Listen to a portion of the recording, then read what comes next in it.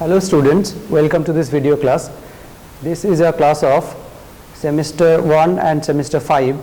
For semester 1, this will cover DSC 1 paper, that is English Romantic Poetry, and semester 5, 18th and 19th century British poetry. So in this class, we will look at the 18th, 19th century, that is the Romantic poetry, late 18th and early 19th century poetry, the Romantic poetry of William Blake, with particular reference to Blake's few poems in the Songs of Innocence and of Experience. Before we start, I'd like to tell you something about the background against which the Romantic poets were writing, and especially the background to William Blake's poetry. As you know, the late 18th century was a period of turbulence in the history of England. This was a period of industrial revolution, when industrial revolution was in full swing and England was growingly becoming an urbanized country, and London was becoming a big city, and you have just a few years before the turn of the 19th century, in 1789 you have the French Revolution. So the French Revolution, which shook the foundations of entire Europe. So these two important events, that Industrial Revolution, which was an ongoing process, and the French Revolution, which occurred just around the corner of 19th century. So these two events had deep impacts on English poetry, and especially those of Blake. Before we start, I think we need to also discuss some personal background to William Blake. Born in the mid 18th century, Blake was always a different, unique poet who looked at poetry as a revelation, as a visionary experience. And some critics actually view that Blake was a pre-romantic poet, that he was following certain tradition of neoclassicism, as well as he was bringing some elements of romanticism into English poetry.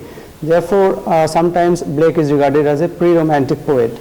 But a deeper analysis of William Blake's poetry will reveal that Blake was actually deeply romantic. And why I'm saying this, I'll tell you. If you think about Blake's idea about imagination, for example, when he said that imagination is a true world from which we all come and into which we all go back after death. So imagination is a true world, and this world of vegetation that we see in front of us, this is a false world. So this value of imagination, that the way he was valuing imagination and he was placing imagination on a higher level, that is a feature that makes William Blake a romantic poet. And there are many other elements in Blake's poetry that makes him a romantic poet. So I think he was an extremely important poet leading to the romantic movement. So therefore we will look at William Blake with a few things in our mind, that first of all, how much he was romantic and how much he was following traditions, and what are the important issues during his time that he was addressing in his poetry, though he was not directly addressing all those issues in his poetry, because he was not the kind of dogmatic poet. He was rather a visionary, a poet who believed in vision and divine inspirations. So therefore, if we look at Blake's idea of poetry, how he viewed poetry, how he valued poetry, what was his definition of poetry, if you look at this, according to Blake, please write down, this is the definition that Blake gives of poetry, that allegory addressed to intellectual powers, this is my definition of highest poetry, or the most sublime poetry, I'm sorry, it should be allegory addressed to intellectual powers, this is my definition of the most sublime poetry. Okay, you can please note down. So this is Blake's definition, allegory addressed to intellectual powers is my definition of the most sublime poetry. Now for Blake, allegory, as you know, allegory means a correspondence between something and something else. But for Blake, allegory is not just one-to-one correspondence, but allegory for Blake is a set of correspondence, a range of correspondence between things which are apparently contrary, or things which we apparently do not think as they are quite parallel. But in Blake's thought, sometimes he brings contrary things together and he finds the similarity between contrary things, or he finds a parallel between contrary things. And how he places this, if you read Blake's poetry, you know that contrary, the idea of contrary, that is opposite elements working together for a perfect balance of human psyche, that is very important in Blake. So what Blake actually writes in The Marriage of Heaven and Hell, you can please note down, without contraries is no progression. Attraction, repulsion, love, hate, reason and imagination are necessary to existence. So without contraries there is no progression. Progression of the soul does not happen without contrary elements. Okay. So the particular poems that we will look at in this class is Blake's London, which is from the Songs of Experience. As I told you in earlier classes that Blake wrote two sets of poems. First, Songs of Innocence, which he published first, and then he wrote a set of poems called Songs of Experience, and he published them together in a single volume, which was called Songs of Innocence and of Experience, showing the two contrary states of the human soul. You can write down Songs of Innocence and of Experience, showing the two contrary states of the human soul. Okay, so this poem, particular poem that we will look at, was written against the background of Industrial Revolution in England. As I told you that Industrial Revolution was going on during Blake's time, that is late 18th, early 19th century. England was becoming an urbanized, industrialized country, and especially London was growing as a major center of commerce and industry in the world. It was also the center of the English Empire, which expanded throughout the world. As you know, throughout the globe, there is a saying that sun never sets in the British Empire. So England was becoming like a center of an empire, and London was the center of England. So therefore London was becoming the center of the entire British Empire, which was spread throughout the world. So London, this poem is called London, okay, where the poet gives you this experience of the condition of life in London. As you know, industrialization has its consequent problems. As you know that industrialization brings about great opportunity for employment and material wealth and prosperity in the material sense of the term. But along with this, there are consequent problems like pollution, like dehumanizing condition for the workers, like child labor, and very often corruption, okay, which goes side by side with other forms of corruptions. So here Blake actually, in this short poem, which is just 4 stanzas, okay, each stanza having 4 lines, that is just 16 lines in all, he portrays the entire his dissatisfaction with the entire condition of industrialization, urbanization. This is a very important factor in British Romantic poetry, because if you look at other poets like William Wordsworth, like Keats, Byron, they all actually reacted against this materialism of the time, this accumulation of wealth and industrialization and the consequent problems including pollution. So Romanticism was to a large extent a reaction against all this kind of urbanization and industrialization, and Blake was a forerunner in this, because this poem London, if you read this, you know how he actually, Blake is not always concerned with the urban landscape. If you read Songs of Innocence especially, you'll find that Blake is mostly concerned about the rural landscape, about the Arcadia, the valley, the meadows, the streams, the children, the shepherd. But here you find a different Blake, where Blake is concerned with the London landscape, a very much cityscape, where you have all the problems that are associated with the urbanization. Okay, I wandered through each chartered street, near where the chartered Thames does flow, and mark in every face I meet marks of weakness, marks of woe. I wonder, you find that this is a brilliant imagery of a poet wandering through the streets of a city, industrial city that has become industrialized and under commercial control, in fact too much under commercial control. So I wandered through each chartered street near where the chartered Thames does flow. So charter, what is the meaning of charter? Charter means you can please write down, is a document or a royal charter, which is a written document which is issued by the authority, which gives somebody or some organization permission to use for commercial purpose, something like some property or something they use for commercial purpose. This document, this granting of this permission is called a charter. So this is the royal charter.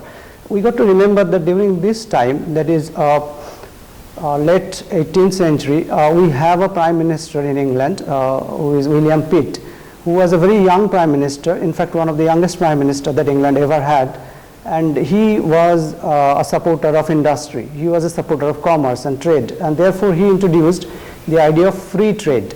Now free trade means the merchants and the traders and the industrialists, they had a free hand. They could define the working conditions, they could define the wage structures, they could define the minimum age for employment in the factory. So this actually had severe consequences. Workers were dehumanized, their conditions deteriorated, and they had to work, they had to work in conditions which are abject, which are completely unhygienic and sometimes bleak and dark. Another consequence was that introduction of child labor. For the first time, we have child labor in England, because when industrialists have their choice for employment, they would naturally choose children to employ in their factories rather than adults, because children demand much lesser wages, and they can be manipulated in various ways. They can be exploited. Therefore, children became the favorite in the factories. So we have the introduction of child labor, and alongside with this, the working hours also increased. Children had to work from sun up to sundown. They had to sometimes work without any wages, just for food.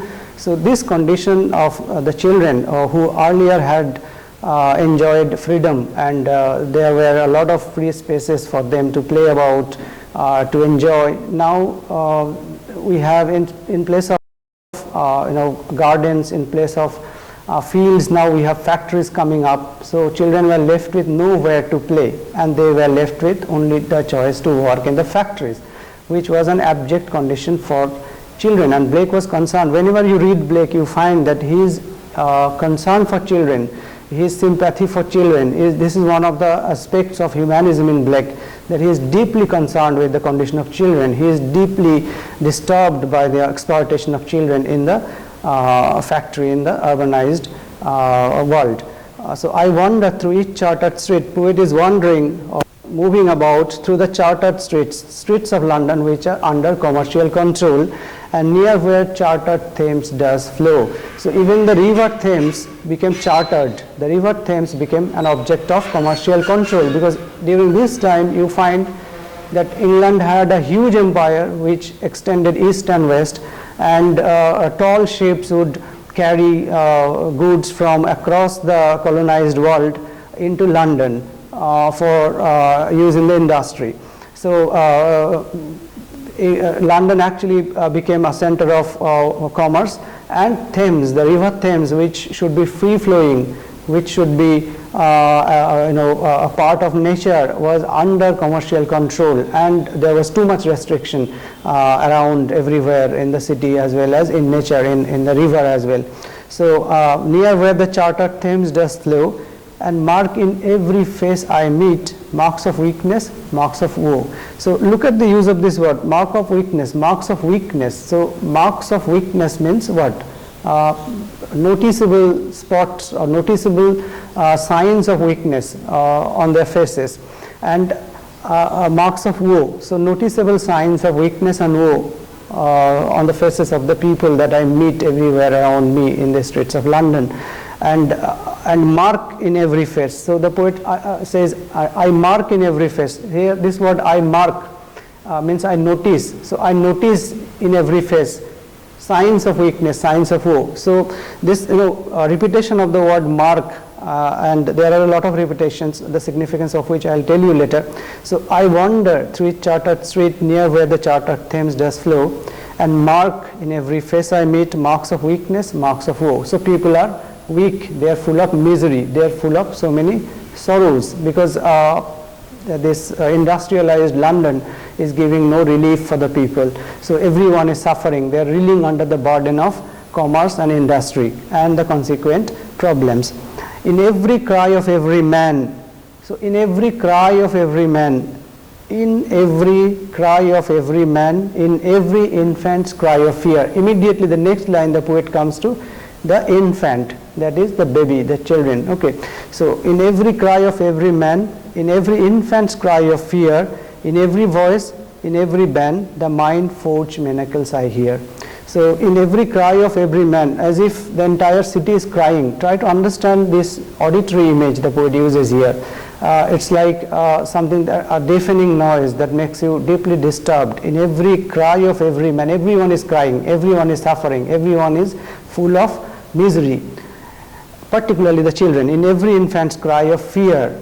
Okay, so infants who should be assured in their mother's lap, who should be protected by the adult world, is rather exposed to fear, exposed to all kinds of exploitation. So in every cry of every man, in every infant's cry of fear, in every voice, in every band means prohibition. So there were a lot of prohibitions during this time in England, prohibition set up by the church, prohibition set up by the state. So this state prohibition, this church prohibitions are things that Blake is reacting against. In fact, Blake believed in the free play of imagination and human spirit, that human beings would be free and they would be free to speak, they would be free to express, they would be free to move about in their life, they would be free in all aspects of life. So he did not like this lack of freedom, that there are too many prohibitions around in every voice, in every band. This voice is the voice of authority,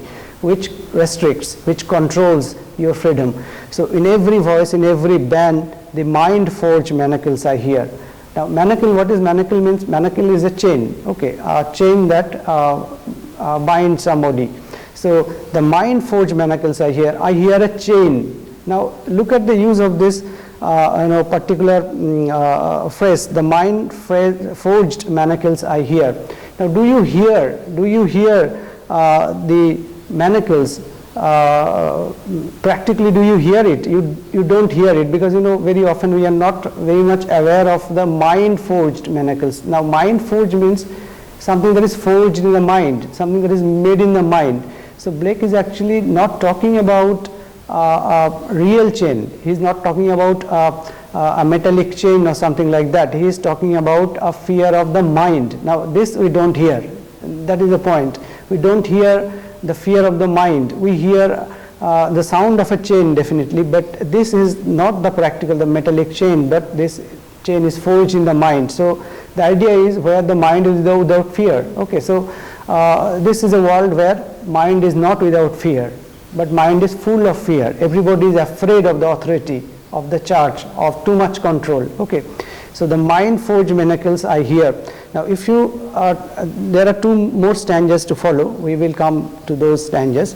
So I wander through chartered street. If you look at the set of imagery here, what the poet is doing, he is using visual and auditory images alternatively. First you have visual image, I wander through each chartered street, you visualize a poet full of wonder, a poet full of vision, who is moving about in the streets of a city.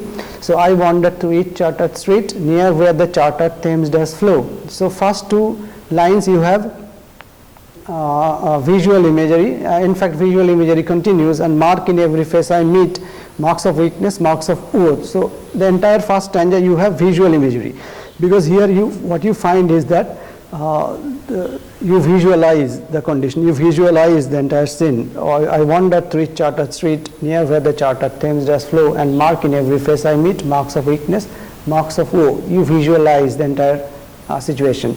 In the second stanza, the stanza that follows, you have a set of auditory images in every cry of every man. So cry is what? Something that is audible. In poetry we call this images. Okay, so this is an auditory image. In every cry of every man, in every infant's cry of fear, once again auditory image, infant's cry of fear. In every voice, in every van, okay, in every voice, in every van, once again auditory image. You hear as if somebody is asserting authority, somebody is putting bans, somebody is crying and shouting restrictions or prohibitions. The mind forged manacles I hear the clanging sound of the chain. Okay, so the entire second stanza is about auditory imagery. You have a set of auditory images. So first stanza you have visual imagery, the second stanza you have auditory imagery. Now come to the third stanza. How the chimney sweepers cry, every blackening church appalls, and the hapless soldier's sigh runs in blood down palace walls. So now the poet uses imagery in a different way, in a different pattern. You have now the chimney sweeper, how the chimney sweepers cry, every blackening church appalls. In the first line of the third stanza, you have an auditory image, how the chimney sweepers cry, which you hear. So auditory image, every blackening church appalls. Now blackening church is as if becoming black. Okay, I will come to the significance of this, the allegorical significance of this, but first I try to make you understand the imagery used here.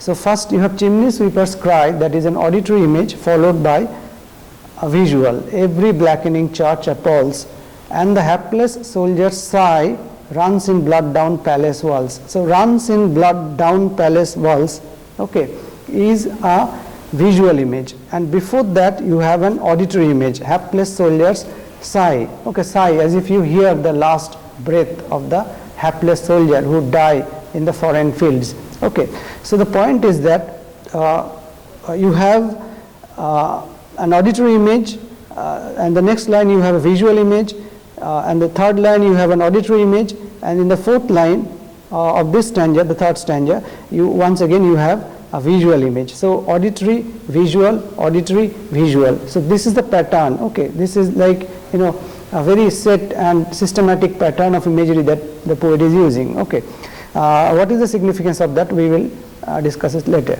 So how the chimney sweepers cry. So the poet comes to his concern, that is the chimney sweepers. Who are the chimney sweepers? The chimney sweepers are the children who were used to sweep or clean the factory chimneys. Now children would be employed as chimney sweepers because adults could not enter the narrow opening of the chimneys. So very often they used children as the chimney sweepers because children had a little body, they have a smaller size, so they could easily enter the chimneys, and as well as there were economic reasons, they demanded less payment, less wages. Okay, so in London you have chimney sweepers who would be going to their work in the morning very early, and after the end of their work they would gather a lot of soot, a lot of dirt in their body, and when you come back in the evening they would look like little black creatures that Blake describes in some other poems. We will come to those poems as well.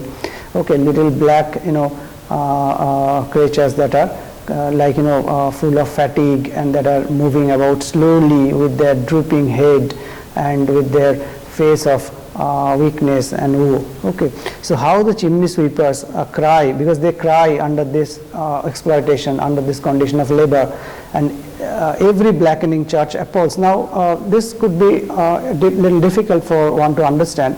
How the chimney sweepers cry, every blackening church appalls. Now who is becoming black? Is it the chimney sweeper or the church? Because during those days church would be churches around London, around England, they would be full of a lot of white painting, sometimes you have colored glass, and there would be huge church buildings which were glorious things standing in the midst of the cityscape. Okay, so how the church is becoming black, this is the irony that Blake is using. So the chimney sweeper's cry of exploitation, when they are exploited, it is actually church which is becoming black. They are not becoming black, they are pure. The children, okay, they suffer and they become, actually they gather the dirt, but the church is responsible for their condition. Therefore the stain is actually on the church rather than on the children. Okay, so how the chimney sweepers cry, every blackening church appalls, because the church is responsible for this inhuman condition of the children. The church, which should have taken responsibility of the children, they should have taken care of the children, they should have provided them with education, they should have provided them with food, they should have provided them with shelter, because these children, the chimney sweepers, they were very often orphan children, because their father would go to the French field in order to fight those Anglo-French wars, because this was the time of Anglo-French wars. England would be continuously in war with France. Because after the French Revolution, what happened, the rise of Robespierre in France and the age of Napoleon. So there would be a lot of clashes between the French powers and the other European countries, because countries across Europe, most of them were afraid of the rise of the Robespierre and then Napoleon. And especially England, English kings felt quite insecure. They felt that they were probably going to be a similar revolution in England as well. And therefore, England entered into a series of war against France. So in those wars, soldiers would be sent, and very often they would die in those wars, and their children would become orphaned. So the poet is actually concerned with the orphaned children, and the church should have taken responsibility of those orphaned children. But instead of doing that, the church is actually busy pleasing the king and the state power, and they work in harmony with the state power and the monarchy in order to ensure that the society remains the same, in order to ensure that the status quo is maintained. Okay, so the church is responsible for the exploitation of the children, for this condition of the children. And the hapless soldier's sigh runs in blood down palace walls. Now, who is responsible for the death of this hapless soldier? Because soldiers don't go to the battlefield on their own will, but they are rather sent to the battlefield. They are rather made to fight for the cause of the nation, sometimes against their will, because they had to very often go to the battlefield in order to maintain their livelihood, and sometimes they were forced into the battlefield. They were enlisted against their wills.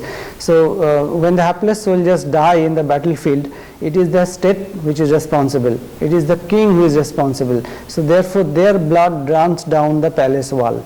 Their blood actually makes the palace walls red with stain. So therefore the poet in this just a few lines, these 4 lines, the poet has directed his attack against the state as well as against the church. Okay, both are responsible for the exploitation of the human beings. So the poet's attack, if you find here, that here you find Blake as a very angry poet, one who is reacting against all kinds of exploitation of humans, and he is directing his anger, he is directing his attack against the industrialists, against the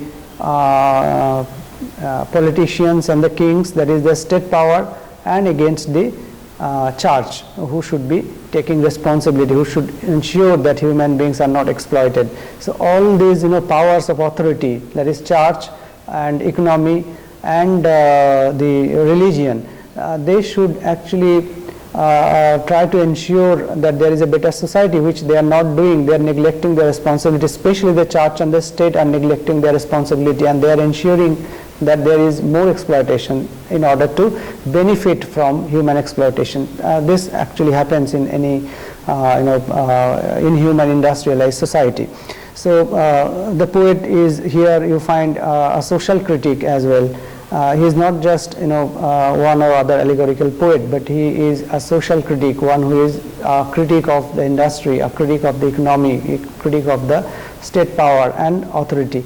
If you continue to read Blake, you know that Blake was actually a poet who had a lot of dissatisfaction against the authority of the church and the state power, because Blake was writing at a time when England was fighting against France, but France for many people during that time symbolized a land of revolution, a land of freedom. And as well as you got to remember that a few decades before, in around 1777, if I am not mistaken, you got to find out, when America achieved its independence from the British Parliament.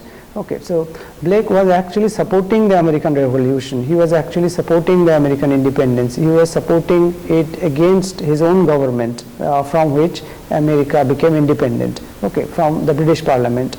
So therefore, Blake was a supporter of liberty. He was a supporter of freedom of human beings. He was a supporter of humanism. So all these things make Blake a romantic poet, and there are many other factors that we will look at. Okay, now come to the last stanza. Last stanza, which is probably the most powerful stanza in all,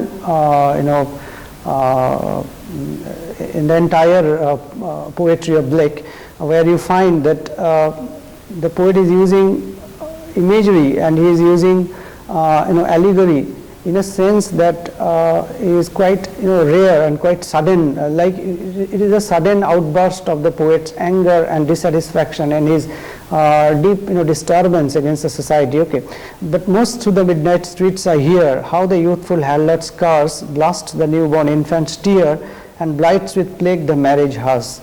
But most through the midnight streets I hear how the youthful harlot's curse. When I wander through the midnight streets, I hear how the youthful harlot's curse. Harlot is a prostitute, one who is working as a prostitute, a harlot. Okay, so during that time, that is late 18th century, after industrialization, what happened? A lot of people, they migrated from the village in the urban centers. Because they thought that they would get a better opportunity of life there, and they would get a better livelihood in the cities. So there were a lot of people coming into London, and with this overpopulation, with this outburst, this population burst, what happened? Many girls and orphan girls, especially, and widowed women, they were allured into this city, and they ended up in the brothels. Okay, so when I wander through the midnight streets, I hear the youthful harlot's curse blasts the newborn infant's tear. Okay, blasts the newborn infant's tear. Okay, so this is an image, this is an auditory image, blasts the newborn infant's tear. So tear, a drop of tear is as if blasting. A drop of tear is suddenly as if exploding. Okay, so how you explain this image? Okay, it's a visual image as well as auditory. So in this just single line, the poet has presented a visual as well as auditory image in a climactic, almost a climactic sense, how the newborn infant's tear blasts the newborn infant's tear and blights with plague the marriage hearse. Okay, so the marriage hearse, you can see this is a typical Blake who is actually attacking the restriction in society, which leads to corruption, which leads to sexual corruption as well, and which leads to death. Okay, so marriage, which is an occasion of happiness, and you have a happy union of two people, actually becomes a deathbed because of the sexually transmitted disease as a result of the corruption in the society. So how the youthful harlot's curse blasts the newborn infant's tear and blights with plague the marriage hearse. Okay, so the marriage becomes a deathbed for the couple, and the infant born out of such marriages are exposed to a world of tyranny, the world of fear, a world of exploitation. Therefore, the infant is crying, and its tear drop is as if exploding. In this world, there is nobody for the infant to take care of it. There is nobody to look after it, and the infant therefore is exposed to this terrible world where the harlot, who is supposed to be maybe the illegitimate mother of that infant, we are not sure here what Blake is actually meaning. Okay, so probably this Blake is referring to an illegitimate child born out of the wedlock. Okay, so this corruption of the society, and the harlot who is cursing the newborn infant. So the infant actually should be an object of affection, should get affection and should get love, and should be dealt with kisses rather than blows. So here the newborn infant is dealt with blows of the curse of the harlot, who is supposed to be the illegitimate mother of that newborn infant. So if you read all the 4 stanzas, what you find is that the poet's reaction against the entire society of his time, that is the economic condition of the time, which leads to exploitation, and the neglect of the church, how the church is neglecting, the negligence of the people who should be taking care of the exploited human beings, especially the children, and how the state power is working along with the church and the commerce in order to ensure that exploitation goes on rather than trying to prevent it. Okay, so this society is something that Blake is actually reacting against. Now this poem, London, is from the Songs of Experience. Now we are going to read another poem from the Songs of Innocence. This poem also deals with the chimney sweeper. As I told you who are the chimney sweeper and why children were the chimney sweeper, you already know. So I am not going to explain that again.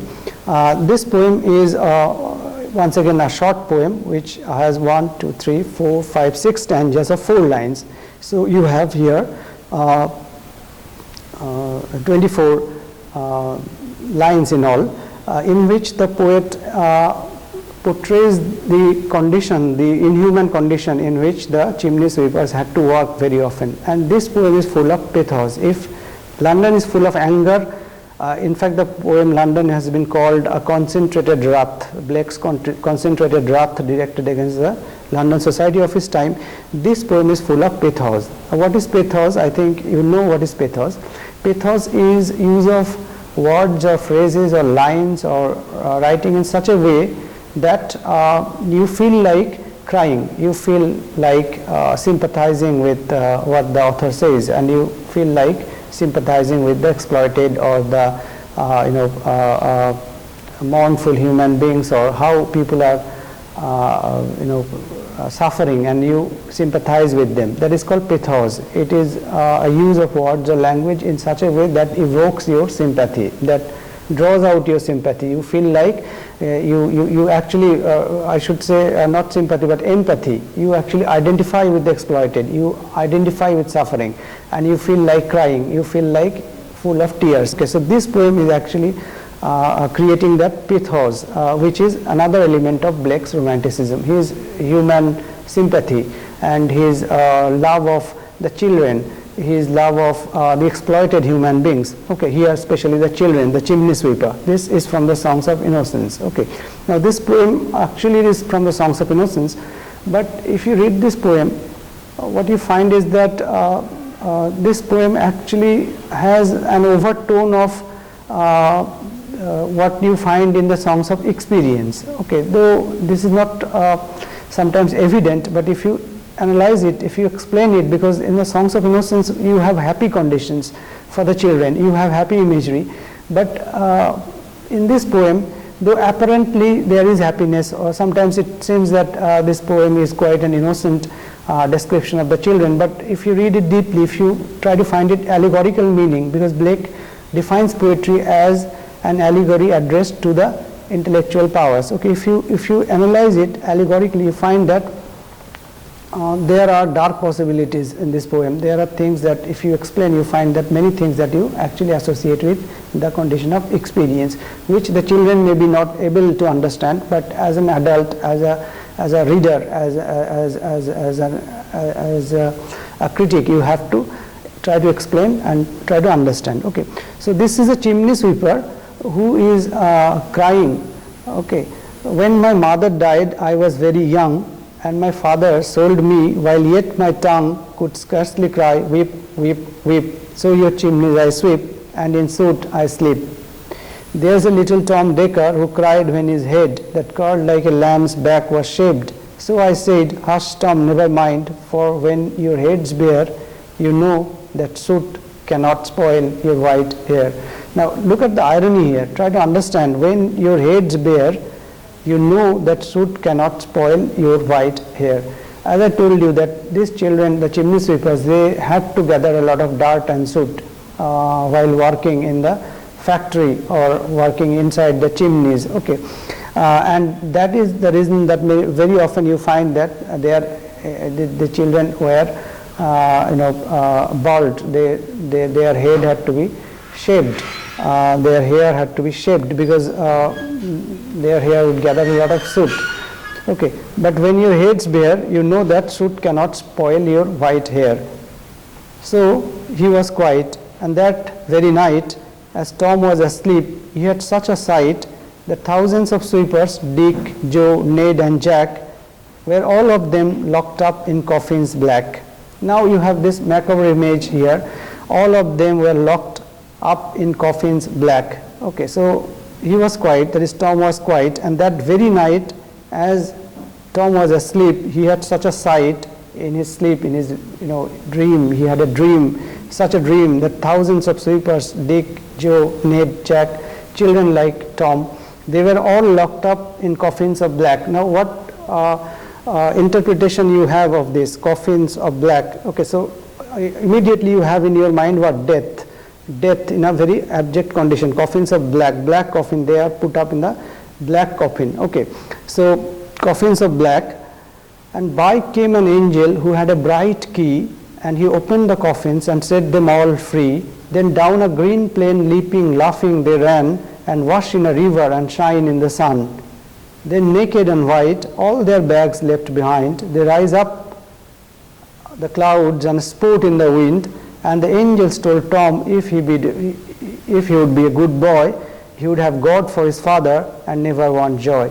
Okay, so and by came an angel. Who is this angel? Okay, this angel seems to be someone who is setting the children free from their conditions and into a world of freedom, into a world of joy and happiness. Now, because earlier line you had this image of coffins of black, so therefore most probably this refers to an angel of death. After death you go to heaven. That is what I was telling you, that this poem has an overtone of what you identify with songs of experience, that is death of the children as a result of their exploitation, how they are getting exploited, how they are suffering, and that is leading to death of the little children. So coffins of black, and then came an angel who is an angel of God, angel of heaven, who comes and takes them to heaven. Okay, so this I think this stanza I explain it as the children dying and then going to heaven. Okay, so and by came an angel who had a bright key,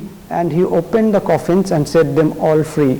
Then down a green plain leaping, laughing they ran, and wash in the sun, wash in a river and shine in the sun. Okay, so this is the dream that the children have, that they would someday wash in the river and they would shine in the sun, because they had very little opportunity to actually enjoy the sunshine or to enjoy bathing in a river, because they had to work from sundown, from sun up to sundown. They had to work from sunrise to sunset, and they had very little opportunity to enjoy playing or enjoy the sunshine or swimming in the river. Okay, but this is the dream that is realized only after death. So when you die, you will be free. When you die, you will be happy. When you die only, you will find that heaven of freedom. Okay, this is the allegorical interpretation that I find in this poem. The naked and white, all their bags left behind, they rise up on the clouds and sport in the wind. Okay. So this is, I think, a little, confirmation that they rise upon the clouds. Okay, so rise upon the clouds. After their death, they rise upon the clouds. They become angels and sport in the wind. And the angels told Tom, if he would be a good boy, he would have God for his father and never want joy. So in the company of God, they will be living in the perfect protection. They would not cry out of exploitation. They would not cry out of fear or suffering. Okay, they would be in perfect protection in the world of the Father, God. Okay, so if they have God for their father, they would never want joy. Okay, so this is the pathetic, the idea of the ultimate suffering, death, which leaves them into a world of freedom or into a world of protection only after death. Okay, and so Tom awoke, and then his dream was broken, and we rose in the dark and got with our bags and brushes to work. We, all the children, okay, referred to here, Dick, Joe, Ned, Jake, we went with our brushes to work. Though the morning was cold, Tom was happy and warm with this assurance that after their exploitation is over, they will be happy with God. In the world of God, they will be in the perfect happiness. So their mind was free, and they started to work in a more spirited manner. So though the morning was cold, Tom was happy and warm. So if all do their duty, they need not fear harm. I don't find this last line quite, this is something that probably mars Blake's allegory a little, because here Blake becomes a little dogmatic. I think if he did not write the last line, it would have been better. That is, my explanation. But the last line, it seems that it is a little moralistic. It is a little dogmatic. Okay, it is a little quite like judgmental, that if you do your duty, you do not need to fear any harm. Okay, but that is Blake, that you have to accept it as the poet writes it. Okay, so in both poems what you find is that the poet is dealing with the suffering of the children, and the poet is deeply disturbed by their suffering and his humanity, his love of especially the industrial child laborers, and his anger against this condition, the working condition in England. Okay, so both poems are very important, one from the Songs of Innocence, another from the Songs of Experience. You got to read both. Okay, another poem that I will suggest you to read, let me just find out this. This is also very important. That is a Chimney Sweeper from the Songs of Experience. Now, as you know, Blake very often wrote poems in pairs. So you have a Chimney Sweeper in the Songs of Innocence, the one that we just read, and you have a Chimney Sweeper in the Songs of Experience, the one that I will also suggest you to read. Okay, so let us find out this poem. This is page number 92. Just let me find out. This is from the Songs of Experience. Okay, the Chimney Sweeper. A little black thing among the snow, crying whip, whip in notes of woe. Where are thy father and mother? Say, they are both gone up to the church to pray. Okay, this is irony. Okay, when the child is weeping, when the child is left without care, where are the father and the mother? They have gone up to the church to pray. Okay, because I was happy upon the heath and smiled among the winter snow, they clothed me in clothes of death and taught me to sing notes of woe.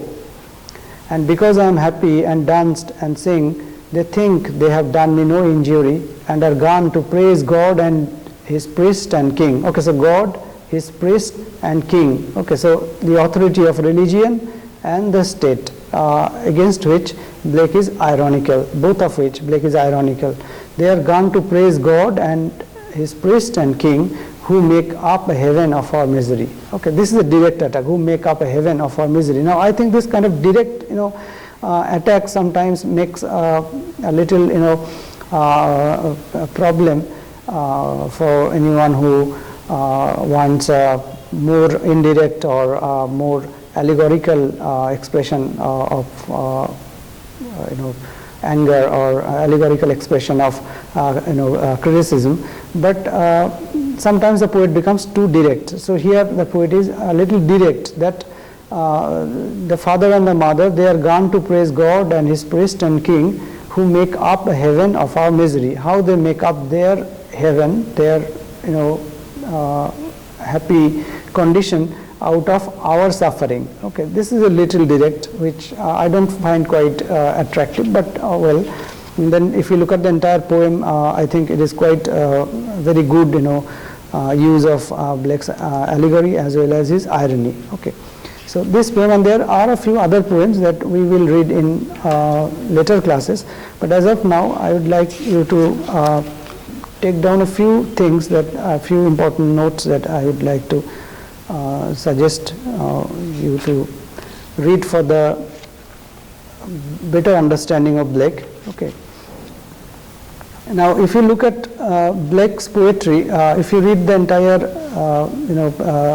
lyrics of Blake, you find that Blake is creating a system of imagery, a pattern of imagery in which innocence has its own set of imagery and experience has its own set of imagery. I would please ask you to write down.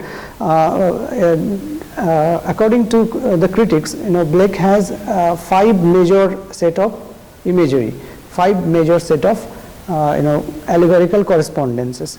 Please write down innocence imagery, that is imagery of innocence. Okay, imagery of innocence is presented by such descriptions as children, sheep,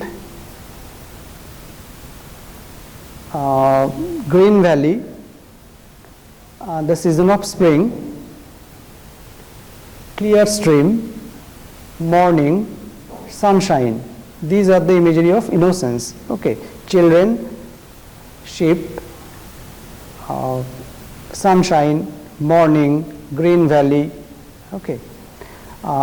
Next comes energy symbols. Energy symbols are, the imagery of energy is used with such symbols like lion, tiger, wolves, eagles, fire, sword, chariot. Okay. So these objects like the animals like lion, tiger, wolves, okay, they represent energy, they represent the fierce energy of nature. Okay, along with fire, sword, okay, chariot. Okay, so they create Blake's energy imagery of energy. Okay, and next comes the sexual symbols. Sexual symbols include rose, dream, and moonlight. Okay, so whenever you have these descriptions, you have a hint at something that is do with sexuality. Okay, rose, dream, moonlight. Okay, these are sexual imagery, and rose is a sexual symbol in Blake, dream or moonlight. Okay, corruption, imagery of corruption. Now this is very important set of imagery you have in the poem London as well as you have in the poem The Chimney Sweeper, the imagery of corruption. Okay, cities, factories. Okay, factories which Blake actually called the satanic mills. Okay, after industrialization factories came up. Okay, looms, evening, disease, winter. Okay, so winter, evening, disease, cities, looms, these objects are used to symbolize corruption. So therefore they become corruption imagery, part of corruption imagery. Okay, and oppression and repression. Please write down. Priest. Okay, so oppression of the established religion, church. Okay, priest. Dark forests, stars, once again winter. Okay, and snow. Okay, snow, winter, dark forests, priests. Okay, meals. These represent imagery of repression or oppression. Okay, so if you read Blake's poetry with reference to this set pattern, to set imagery, I think your reading will be more meaningful, your reading will become more systematic. But it should be also said that sometimes Blake is not always very much systematic. Sometimes he defies any systematic explanation because he was a visionary, he was an inspired poet. He actually used to believe that he is taking notes from some divine dictations. He is not the author, but authors are in the heaven. Okay, so he is just taking dictation from the heaven. Okay, so therefore a kind of prophetic position that he claimed, though these things are mostly found in Blake's long poems like America Prophecy or The Marriage of Heaven and Hell, but in the shorter poems I think this set pattern of imagery, a deeper knowledge of this or a good understanding of this set pattern of imagery will help you to explain or to understand the shorter poems, shorter lyrics of Blake. Though when you are dealing with the longer poems, you have to be a little more careful because they do not always depend on this kind of systematic set of symbols or imagery. But here you have a quite overwhelming use of allegory, which is sometimes quite perplexing. Even the critics are perplexed. So nowadays there is a saying that nobody reads Blake's longer poems, or those who read actually they have very little understanding of Blake's longer poems. So when you are dealing with longer poems, you have to be a little more careful. You have to read with a little more caution that you are not going to put everything in this pattern, symbols or imagery. Okay. And next comes, this is very important that I would please ask you to take a note of, Blake's use of the idea of the 4 Joas, okay, which is found in Blake's poem Vala, or the 4 Joas. Okay. 4 Joas are 4 psychic energies, which the poet believed that every human being has these 4 psychic energies. What are these psychic energies? Please write down. In the poetry of Blake you find that he uses this idea quite frequently, especially in his longer poems, the idea of loss and urizen. Okay, so there are actually 4 psychic energies: loss, urizen, thermos and luva. Okay, please note down: loss, urizen, thermos and luva. Okay, loss is the unrestricted power of imagination. Loss is imagination. Loss is creativity. Loss is freedom. Okay, so in the nature, loss is symbolized by the sun, and in human body, loss is the soul. Okay. So you can understand that how beautifully Blake is connecting nature with human body and with human mind. Okay, so the psychological power, loss, the psychic energy that is loss, is connected to soul, and which is represented in the nature by the sun. And loss is creativity, loss is imagination, freedom of imagination, freedom of power of imagination. Okay, now urizen is the restrictive force, the restrictive principle. It is logic, rationality, prohibition, restriction. Okay, and urizen in nature is symbolized by the star. Okay, so if you read Blake's poem The Tiger, for example, when stars threw down spears and watered heaven with their tears, so you have this idea of stars being afraid with the birth of the tiger, because tiger represents the freedom of imagination, that is loss. Okay, so with the creation of the tiger, urizen, the restrictive principles became afraid, and therefore the stars started throwing down their spears. Okay, there are more layers of allegorical correspondence between the tiger and loss, and then urizen with the pagan world of gods and goddesses, which is an elaborate thing which we cannot do in or cannot discuss in this class. We will look at that later.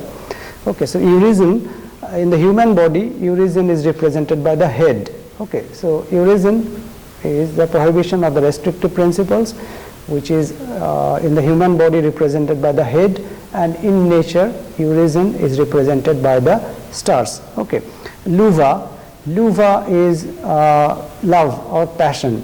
Okay, luva is passion, emotion, love, and in human body it is represented by the heart, and in nature loss is symbolized by luva is symbolized by the earth. Luva is symbolized by the moon. The next psychic energy is luva, which is love or passion or emotion, and luva in human body is represented by the heart, and in nature it is represented by the moon. Okay, then comes thermos. Thermos refers to the psychic energy which is our instinct, physical energy or instinct of our body, okay, bodily instinct and physical energy. And thermos in nature is represented by the earth, and in human body thermos is represented by the loins. Okay, please write down thermos represented by the earth in nature, okay, and in human body it is represented by the loins. Okay, thermos represents bodily instinct and bodily energy. Okay, so these these four psychic energies, they work together. Okay, and for Blake they should work in a perfect balance. Okay, so it is not that only loss or the creative imagination is important, or it is not that only restriction is important, but both loss, that is creative freedom and imagination, as well as eurism, that is restrictive principles or logic or rationality, is also important, and plus the passion of love or emotion as well as bodily instinct. So all these psychic energies, they work together in order to create a perfect Albion, that is every man, the human beings. Okay, in Blake's mythology. Now this is important that Blake he actually created his own mythology, and if you look at the entire tradition of English poetry, there are very few poets who actually created their own mythology, and among them I think Blake is a forerunner. And Blake was later taken up by W.B. Yeats. If you read W.B. Yeats in the 20th century, during the time of T.S. Eliot and Auden as well, they were contemporary poets. So in W.B. Yeats you find a personal set of imagery and a personal mythology. This is very important that Blake was actually taken up by W.B. Yeats because Blake was quite cut off from the tradition. He created his own tradition, and very few poets actually followed the tradition of Blake, that is his use of personal mythology, which actually he did not create all out of his own. He sometimes took some ideas from Judaism, some ideas from the Bible, he took some ideas from the classical mythology, and he created out of all these different esoteric sources, sometimes from the esoteric underground philosophy of German philosopher Emanuel Swedenborg or Jacob Boehme. So he used all these philosophical esoteric ideas from religion like Judaism, and he created his own system, that is his own mythology. And this idea of creating own mythology was later taken up by W.B. Yeats in the 20th century. So this mythological Blake is important in longer poems. Understanding of this mythological universe of Blake will help you to understand Blake's longer poems. Okay. I will just end this class with reference to a few books of William Blake that you have to read, because self-study is always the best study. So you have to read Blake with reference to these books, and most of these books you find in our library. Probably one of or two of these books you find in our library, not most of these books. And if you don't have the books, you can tell me, I will help you with these books. Okay. So the first book that I will suggest you is Life of William Blake by Alexander Gilchrist, a biography. This is a biographical writing on Blake by Alexander Gilchrist.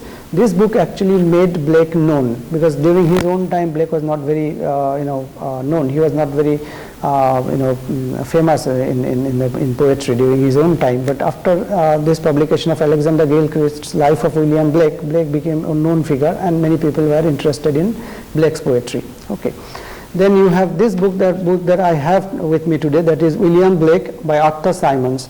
William Blake by Arthur Symons. This is also biographical as well as critical. It gives you a biographical sketch of Blake as well as critical commentary on Blake's imagery, his mythology, and particular poems as well.